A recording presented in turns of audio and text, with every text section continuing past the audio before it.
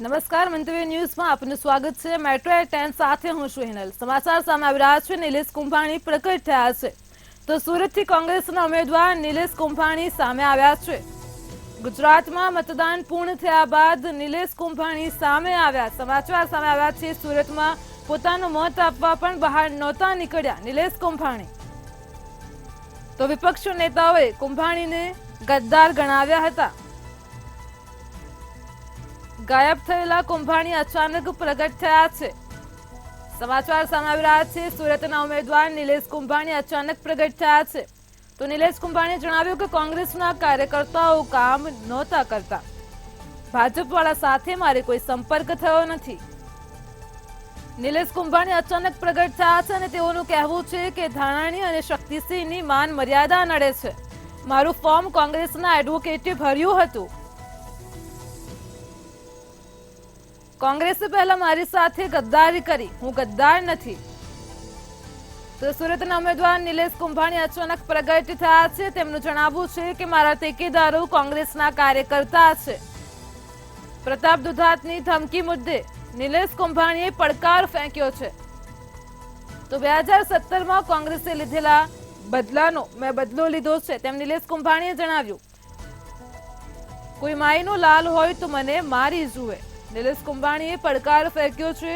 પ્રતાપ દુધાતને લઈને પડકાર ફેંક્યો છે। કુંભાણીએ દિનેશ કાછડિયાને બીપી ફિલ્મવાળા ગણાવ્યા છે। તો જનતાને મૂર્ખ બનાવવાનો કુંભાણીનો પ્રયાસ સામે આવ્યો છે। સુરતના ઉમેદવાર પ્રગટ થયા છે। નિલેશ કુંભાણીએ કોંગ્રેસના આયોજનને બેકાર ગણાવ્યું છે। સાથે જ તેમણે જણાવ્યું છે કે કોંગ્રેસ ગદ્દાર છે, હું ગદ્દાર નથી। ભાજપમાં જોડાવા અંગે કુંભાણીએ જવાબ આપ્યો છે। ભાજપમાં જોડાવાનો હાલ કોઈ વિચાર નથી તેવું નિલેશ કુંભાણીનું નિવેદન સામે આવ્યું હતું। તેમણે જણાવ્યું છે કે રાજકારણમાં રહેવું કે નહીં તે મારા ટેકેદારોને પૂછીશ। તો સુરતથી કોંગ્રેસના ઉમેદવાર નિલેશ કુંભાણી સામે આવ્યા છે। તેઓ અચાનક જ પ્રગટ થયા છે। મત આપવા માટે બહાર પણ નહોતા નીકળ્યા। ગુજરાતમાં મતદાન પૂર્ણ થયા બાદ નિલેશ કુંભાણી સામે આવ્યા છે। પોતાનો મત આપવા પણ તેઓ બહાર નહોતા નીકળ્યા।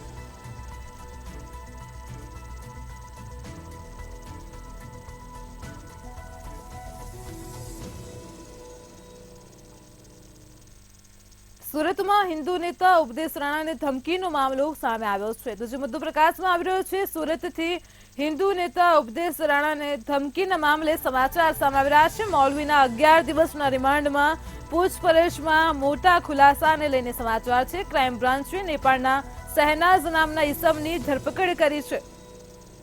તો મૌલવી નેપાળમાં પાકિસ્તાનના ડોગર સાથે સંપર્કમાં હતો।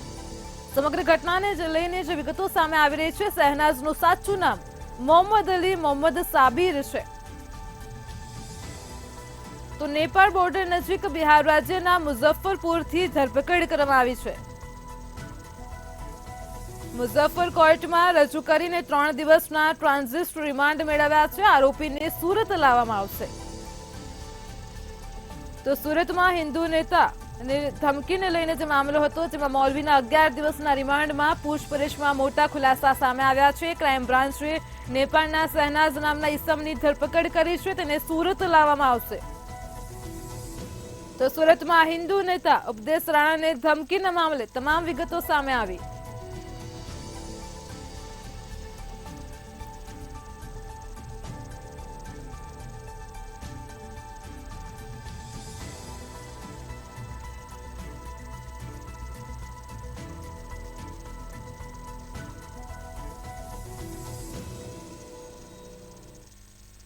ભાવનગરના સિહોર ખાતે દુષ્કર્મ કેસને લઈને સમાચાર સામે આવ્યા છે। આ દુષ્કર્મ કેસમાં સાવકા પિતાને આજીવન કેદની સજા થઈ છે। તો સિહોરનો બનાવ હતો। દુષ્કર્મમાં સાવકા પિતાને આજીવન કેદની સજા ફટકારાઈ છે।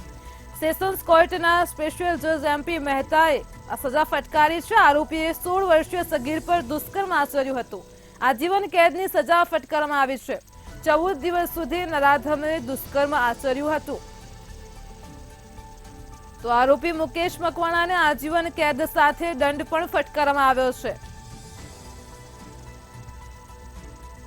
ભાવનગરના સિહોર ખાતે સાવકા પિતાએ દુષ્કર્મ આચરતા આજીવન કેદની સજા મળી છે। સેશન્સ કોર્ટના સ્પેશિયલ જજ MP મહેતાએ સજા ફટકારી છે. આરોપીએ 16 વર્ષીય સગીર પર દુષ્કર્મ આચર્યું હતું.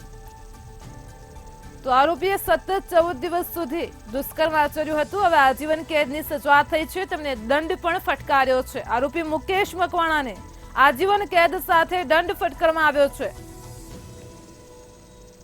તો ₹20,000નો દંડ તેમજ 4.50 લાખ રૂપિયા ચૂકવવાનો કોર્ટ દ્વારા આદેશ આપવામાં આવ્યો છે. સેશન્સ કોર્ટના MP મહેતાએ તેમને સજા ફટકારી છે.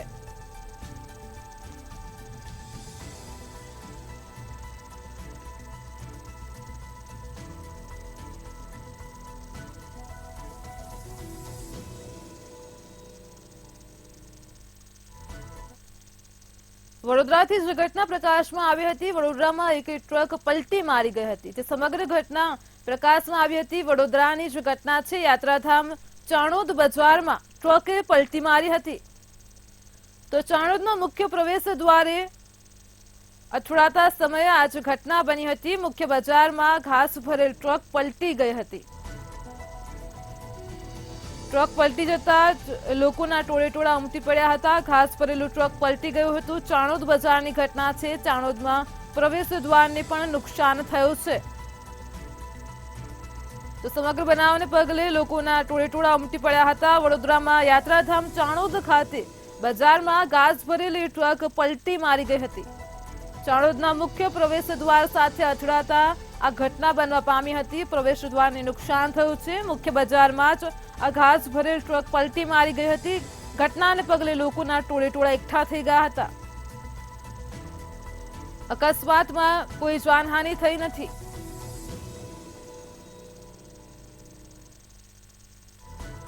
તો વડોદરાના યાત્રાધામ ચાણોદની જ ઘટના પ્રકાશમાં આવી હતી. બજારમાં ઘાસ ભરેલી ટ્રક પલટી મારી ગઈ હતી. મુખ્ય પ્રવેશ દ્વાર સાથે અથડાતા ઘટના બની હતી.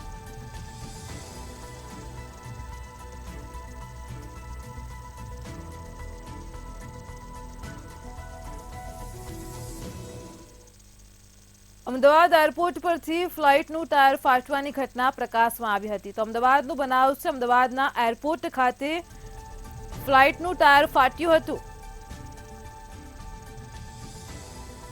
તો અમદાવાદમાં ઇન્ડિગો એરલાઇન્સની ફ્લાઇટનું ટાયર ફાટ્યું હતું. એરપોર્ટ પરની ઘટના પ્રકાશમાં આવી હતી. અમદાવાદ ખાતે સાંજે 4 વાગ્યાની આસપાસ આ ઘટના બની હતી. ફ્લાઇટનું ટાયર ફાટ્યું હતું. બેંગ્લોરથી આ ફ્લાઇટ અમદાવાદ પરત આવતી હતી.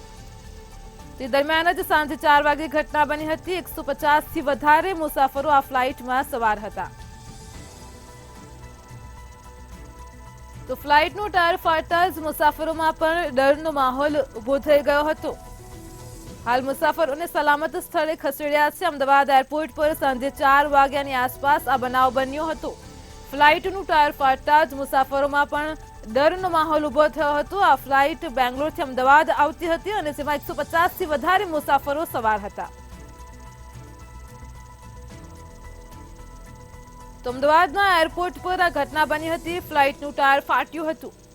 અમદાવાદ એરપોર્ટ પર ફ્લાઇટનું ટાયર ફાટવાની ઘટનામાં મુસાફરોમાં ભયનો માહોલ ફેલાયો હતો.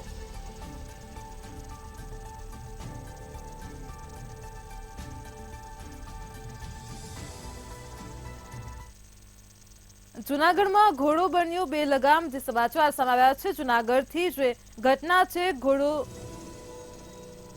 બેલગામ બન્યો. પરશુરામ જયંતિની શોભાયાત્રામાં બેલગામ ઘોડો ઘૂસ્યો હતો. MG રોડ પર ઘોડાએ લોકોને ઈજાગ્રસ્ત કર્યા હતા. જે દ્રશ્ય આપ જોઈ શકો છો, 7 થી 8 લોકો ઈજાગ્રસ્ત હતા. તેમને હોસ્પિટલ ખસેડ્યા હતા. તો MG રોડ પર અફરાતફરીનો માહોલ જોવા મળ્યો હતો. 7 થી 8 લોકો ઈજાગ્રસ્ત થયા હતા. જૂનાગઢમાં ઘોડો બેલગામ બન્યો હતો, જેના કારણે 7 થી 8 લોકો ઈજાગ્રસ્ત થયા હતા. પરશુરામ જયંતિની શોભાયાત્રા દરમિયાન જે ઘટના પ્રકાશમાં આવી હતી, MG રોડ ઉપર ઘોડાએ લોકોને ઈજાગ્રસ્ત કર્યા હતા. તો 7 થી 8 લોકો ઈજાગ્રસ્ત થતા તેમને હોસ્પિટલ ખસેડાયા હતા. MG રોડ ઉપર આ સમગ્ર ઘટનાને પગલે અફરાતફરીનો માહોલ જોવા મળ્યો હતો.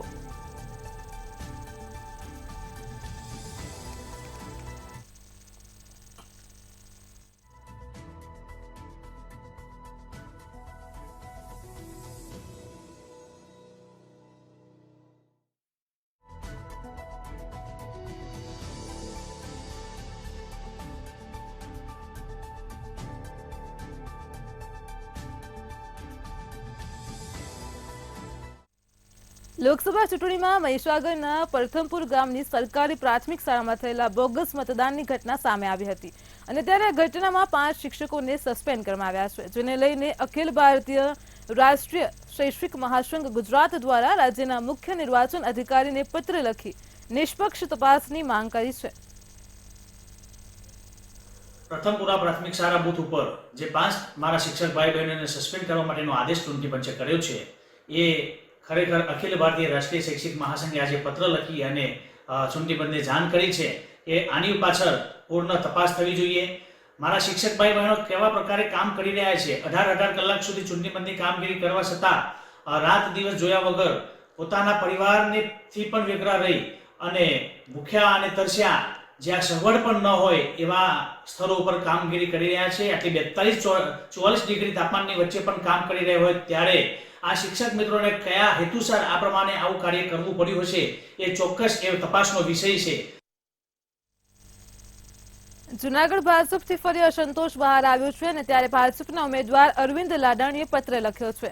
જવાહર ચાવડાએ પક્ષ વિરોધી પ્રવૃત્તિ કર્યાની ફરિયાદ કરવામાં આવી છે. 4 મેના રોજ ભાજપ વિરુદ્ધ મતદાન કરવા બેઠક બોલાવી હતી, જેને લઈને પ્રદેશ ભાજપ પ્રમુખ CR પાટીલને પત્ર લખ્યો છે.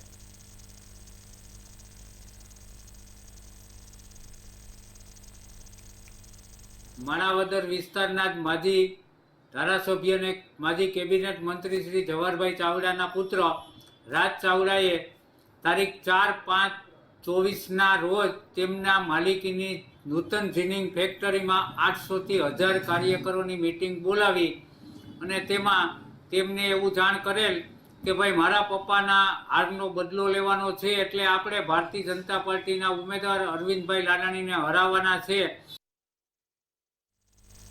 મહેસાણાના ઊંઝાથી અખાદ્ય કલરયુક્ત ભેળસેળવાળી વરિયાળી બનાવતી પેઢીને પકડી પાડવામાં આવી છે અને જેમાં ખોરાક અને ઔષધ નિયમન તંત્ર દ્વારા અખાદ્ય લીલો કલર સહિત આશરે 12 ટન જેટલો વરિયાળીનો જથ્થો ઝડપી પાડ્યો છે. તો આ કલરવાળી વરિયાળીની કિંમત અંદાજિત રૂપિયા 12 લાખથી વધુ છે. તો પેઢીના ભાડા કરાર મુજબ છેલ્લા 5 દિવસથી જ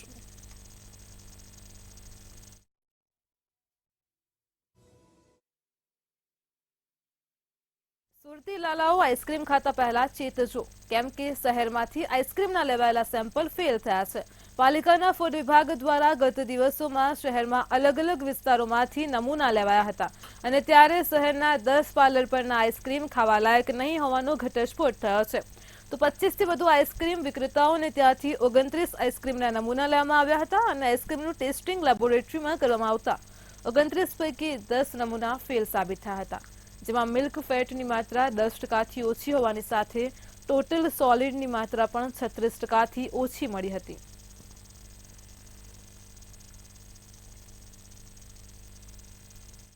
deputy commissioner health and hospital Shri અને આરોગ્ય અધિકારી શ્રીની સીધી માર્ગદર્શન અને સૂચના હેઠળ સુરત મહાનગરપાલિકાના અલગ અલગ ઝોનમાં આઈસ્ક્રીમનું વેચાણ કરતી તેમજ ઉત્પાદન કરતી સંસ્થાઓમાં ફૂડ વિભાગના ફૂડ સેફ્ટી ઓફિસરો દ્વારા નમૂના લેવાની તેમજ તપાસણીની કામગીરી કરવામાં આવી હતી. આ લગભગ 29 સંસ્થા જેવી હતી જેમાંથી નમૂના લેવામાં આવેલા હતા. તે નમૂનાઓમાંથી 10 સંસ્થાના નમૂનાઓ ધારાધોરણ મુજબના માલુમ નહીં પડેલા. એમના મિલ્ક ફેટ ઓછી આવેલી હતી અને સોલિડ ફેટ એ વસ્તુ ઓછી આવેલી હોવાથી તેમની સામે એજ્યુકેટિંગમાં ફરિયાદ દાખલ કરવાની કાર્યવાહી હાથ ધરવામાં આવેલી છે. તેમજ ત્યાંથી લગભગ 80-79 જેવું આઈસ્ક્રીમનો નાશ કરવામાં આવેલો. રાજ્યમાં પડી રહેલી કાળઝાળ ગરમી વચ્ચે કમોસમી વરસાદની આગાહી કરવામાં આવી છે. તો બીજી તરફ કેટલાક વિસ્તારોની અંદર ધોળિયું વાતાવરણની પણ આગાહી કરવામાં આવી છે. રાજ્યના કેટલાક ભાગોમાં કમોસમી વરસાદની હવામાન નિષ્ણાંત અંબાલાલ પટેલ દ્વારા આગાહી કરવામાં આવી છે. ત્યારે આગામી 10થી 14 મેના રોજ રાજ્યના કેટલાક ભાગોમાં ધોળિયું વાતાવરણ સર્જાશે. દક્ષિણ અને મધ્ય ગુજરાતમાં ગાજવીજ સાથે વરસાદ પડવાની આગાહી કરાઈ છે.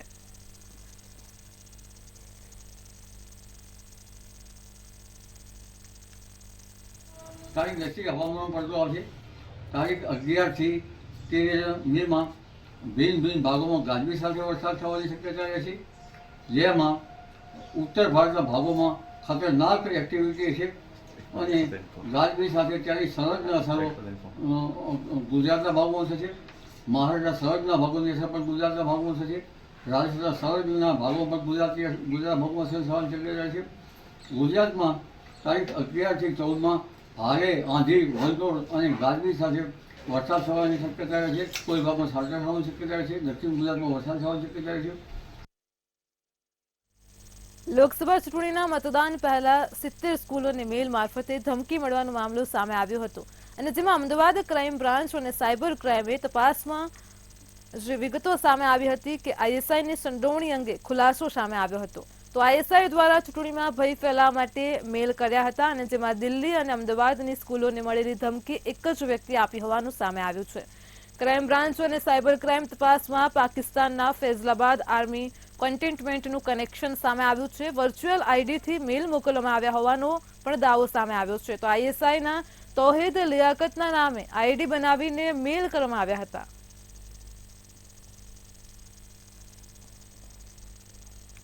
और ये जो आरोपी है ये सोशल मीडिया के अलग अलग प्लेटफॉर्म पे भारत विरुद्ध टिप्पणी करता रहता है, वीडियो भी पोस्ट करता रहता है और इसके अलग अलग नाम है.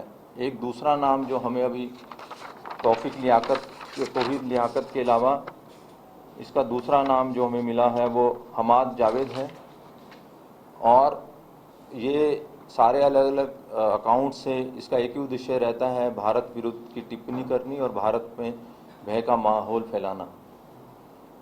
ये एक दूसरी तपास एजेंसी के इन्वेस्टिगेशन में भी इसका नाम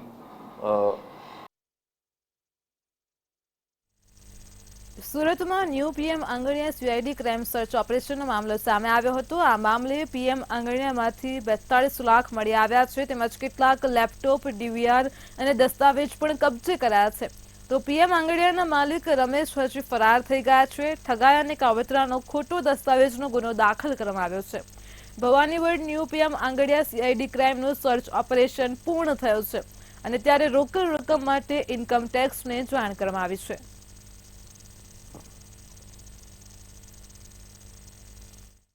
આજે જનરલ ઓબ્ઝર્વર શ્રી અને પોલીસ ઓબ્ઝર્વર શ્રી સાથે જુનાગઢ અને સોમનાથ જિલ્લાના વિવિધ નોડલ અધિકારીઓ, collector Shri, SP Shri, DDO તમામ ચૂંટણી સાથે સંબંધિત સ્ટાફ સાથે મીટિંગ કરવામાં આવી. ખાસ તો ચૂંટણીની જે તૈયારીઓ છે જિલ્લામાં એના બાબતમાં ખાસ એમને બ્રીફિંગ કરવામાં આવ્યું છે.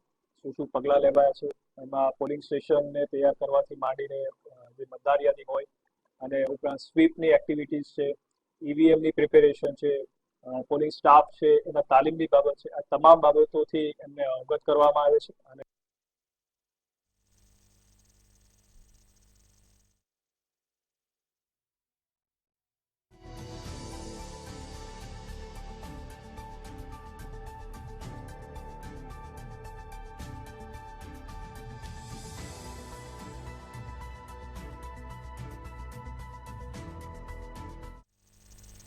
રાજ્યભરની અલગ અલગ આંગણિયા પેઢી પર આજે સીઆઈડી ક્રાઇમે દરોડા પાડ્યા હતા. બોગસ એકાઉન્ટ અંગેની ફરિયાદ મળતા સીઆઈડી ક્રાઇમ દ્વારા અમદાવાદના સીજી રોડ પર આવેલા ઇસ્કોન આર્કેડની અનેક આંગણિયા પેઢી સહિત રાજ્યભરમાં 25થી વધુ જગ્યાઓ પર આંગણિયા પેઢી પર દરોડા પાડવામાં આવ્યા હતા, જેમાં 10 કરોડ રોકડા અને 1 કિલો સોનું મળી આવતા ઇન્કમટેક્સ વિભાગની ટીમ તપાસમાં જોડાઈ હતી.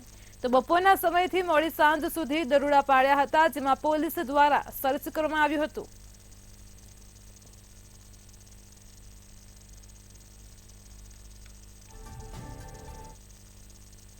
વડોદરામાં હરણી લેક ઝોન બોટ દુર્ઘટના મામલો સામે આવ્યો હતો અને ત્યારે આ મામલે કોર્ટે આરોપી નિલેશ જૈનના જામીન નામંજૂર કર્યા છે, જ્યારે વડોદરા સેશન્સ કોર્ટે 10 આરોપીઓના જામીન મંજૂર કર્યા છે.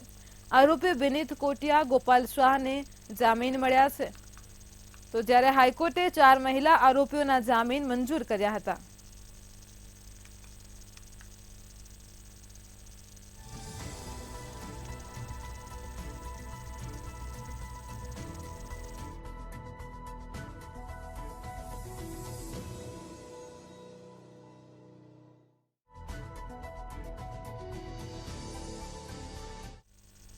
રાજકોટથી સંબંધોને શમશાર કરતી ઘટના સામે આવી હતી અને જેમાં પતિ દ્વારા પત્ની પર કરવામાં આવેલી હેવાનિયતથી ચકચાર મચી જવા પામ્યો છે. સમગ્ર ઘટનામાં પતિએ પોતાની જ પત્ની પર ભાણેજો અને મિત્રો સાથે મળીને દુષ્કર્મ આચર્યું છે. પત્નીને માર મારીને વિડીયો પણ બનાવ્યો હતો. સમગ્ર ઘટનામાં પીડિતાએ પતિ સહિત અન્ય 3 વ્યક્તિઓ સામે ફરિયાદ નોંધાવી છે. યુવતી સારવાર અર્થે હોસ્પિટલ ખસેડવામાં આવી છે.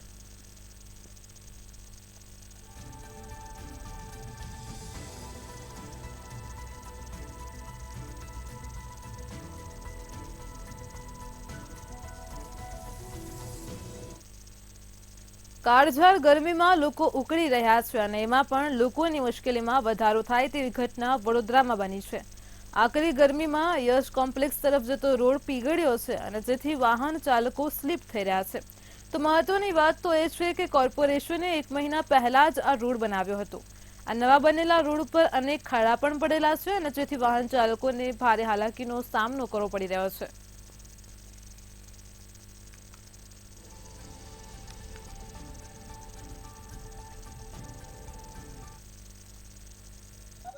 આ રોડ આવા રફ રોડ બનાવે નહીં, આ રીતે આવું કાચું મટીરિયલ વપરાય જ નહીં. દર ત્રીજે દિવસ એક વર્ષ એક રોડ નહીં એવા કે 1 વર્ષ ચાલતો હોય. અને તમે આજુબાજુના બધા રોડ જુઓ કેવા છે, બધા જ આ જ રોમાન ચાલે છે. રોડ મટીરિયલ એકદમ ખરાબ વપરાય છે, એકદમ, એટલે કોઈ સીમા જ નહીં એની. અને આવા કોન્ટ્રાક્ટરો જોડે અમુક વર્ષની ગેરંટી લેવી જોઈએ, 5-10 વર્ષની, તો જ એને. આ તો મિલી ભગત કરીને અંદર બધા પોતપોતાની રીતે કોન્ટ્રાક્ટ અપાય છે. બહુ ખરાબ કહેવાય. જે બી આને કોન્ટ્રાક્ટ આપતા હશે એમને અહીંયા આગળ આપીને અહીંયા આગળ આવીને ચેક કરવું જોઈએ કે કયું મટીરિયલ વાપરે છે, શું મટીરિયલ વાપરે છે. ખાલી કોન્ટ્રાક્ટ પાસ કરી દે છે અને એના પછી જે લોકો બી આવે છે એ લોકો હલકું મટીરિયલ વાપરીને આમ જતું રહે છે. 6 મહિનામાં હમણાં વરસાદ પડશે એટલે 2-3 મહિના પછી પાછું એવું ને એવું જ થઈ જશે જેવું છે. એટલે આમાં જે બી કામ કરાવતું હોય કોન્ટ્રાક્ટર પાસે કે જે બી પાસ કરાવતા હોય એ લોકો સાહેબને અહીંયા આવીને જાતે ચેક કરવું જોઈએ, ઊભું રહેવું જોઈએ તડકામાં અને જોવું જોઈએ કે કયું મટીરિયલ યુઝ કરે છે. નાના બાળકો અવારનવાર રમતા કંઈક ને કંઈક વસ્તુ મોઢામાં નાખી દેતા હોય છે અને ત્યારબાદ કેવી ગંભીર પરિસ્થિતિ સર્જાઈ શકે તેવો જ એક કિસ્સો તાજેતરમાં રાજકોટમાં સામે આવ્યો હતો. 1.5 મહિના પહેલા જ 18 વર્ષનું બાળક રમતા પથ્થર ગળી ગયું હતું અને શ્વાસનળીમાં તે ફસાઈ ગયું હતું. તરત જ બાળકને રાજકોટ હોસ્પિટલ લાવવામાં આવ્યું હતું. રાજકોટની હોસ્પિટલમાં નિદાન કરતા પથ્થર શ્વાસનળીમાં ફસાયા હોવાનું માલુમ પડ્યું હતું. તો ડોક્ટરે દૂરબીન વડે જટિલ સર્જરી કરી અને પથ્થર બહાર કાઢી બાળકને નવજીવન આપ્યું હતું. 18 એપ્રિલે ઓપરેશન થયા પછી બાળક સંપૂર્ણ રીતે સ્વસ્થ થતા ગઈકાલે ડિસ્ચાર્જ આપવામાં આવ્યો હતો.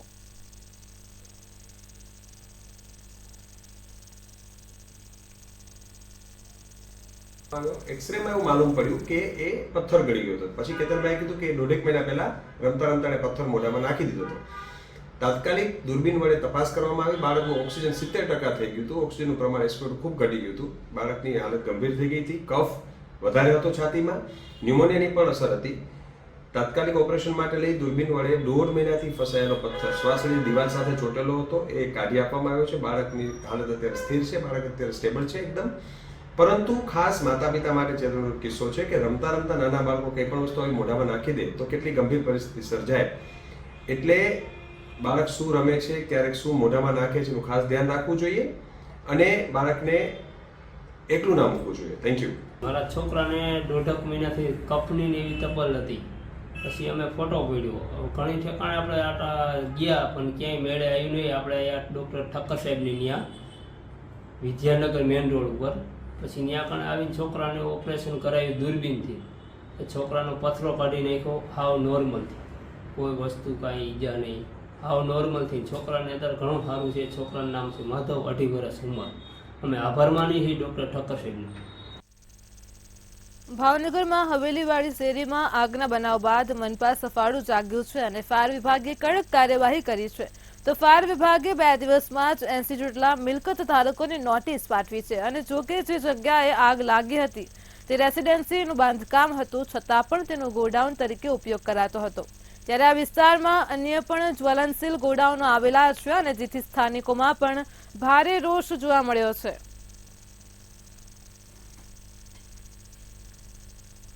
જે સંદર્ભે આવી ગીચ વિસ્તારમાં કોમર્શિયલ વિભાગ અને સ્ટોરેજ બિલ્ડિંગો બનેલ છે અને રેસિડેન્શિયલમાં પણ આવા બનાવો બનેલા હોય છે.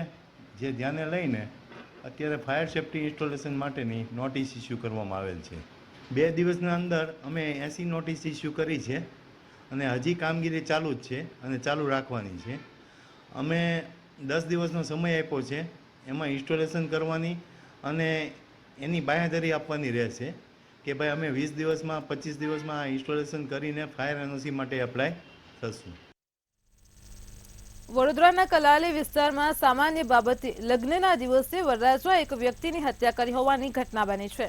આ સમગ્ર ઘટનામાં પવન ઠાકોરે લગ્નનું ડીજે બંધ કરવા માટે કહ્યું હતું અને જેથી વરરાજા અને તેના ભાઈ તેની માતાએ મળી તેની હત્યા કરી હતી. જેમાં વરરાજાએ પોતે જ પોતાની પાસે રહેલી કટારથી પવન ઠાકોર પર ઘા કર્યા હતા, જે બાદ તેને સારવાર અર્થે હોસ્પિટલ ખસેડાયો હતો, જેમાં તેનું મોત નીપજ્યું હતું. તો પોલીસે આ સમગ્ર મામલે બંને ભાઈની ધરપકડ કરી છે.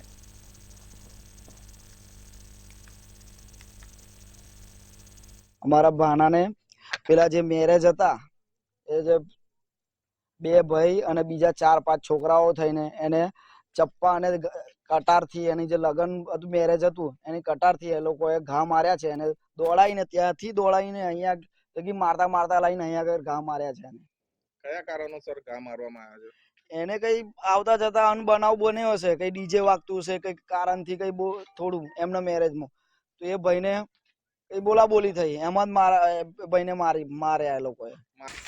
અમારા છોકરા નહીં આવીને મારી જવાનું શું કાયદો? એનું કઈ બગાડવા જતા કે એના મોઢે જતા? એનું ઘર છે, આ ફ્લેટ એનો છે અને સીધે મારી છોકરો સીધે મારે ગરમી તો ઉતરીને અહીંયા ગાડી પર તો બેહે નહીં, એની ગાડીઓ છે તઈ. તમારા છોકરો અહીં બેઠો તો કઈથી આવીને મારવાની શું જરૂર એને? એ જઈને તમારો શું થાય છોકરો? હે તમારો શું થાય છોકરો? દાદી થવું એની હું. મારા છોકરો એને છોકરાને બાપ નહીં મારે અને મારા આટલી વિધવા. આજે તને પૂરો કરી નાખો છો તેમ કહી તેની સાથે ઝઘડો કરી એ દરમિયાનમાં એની માતા અને પ્રકાશ આવી ગયેલા અને પ્રકાશ અને એની માતાએ અજયની માતાએ એને મરણ જનારને પકડી રાખેલ અને આરોપી અજય તેને છાતીના ભાગે તથા બરડાના ભાગે અને માથાના ભાગે ઉપરા છાપરી ચપ્પુના ઘા મારી જીવલેણ ઈજો પહોંચાડી અને એકબીજાની મદદગારી કરી અને મોત નિપજાયેલ છે. મેટ્રો 10 માં હાલ આટલું જ. વધુ સમાચાર માટે જોડાયેલા રહો મંતવ્ય ન્યૂઝ સાથે. નમસ્કાર.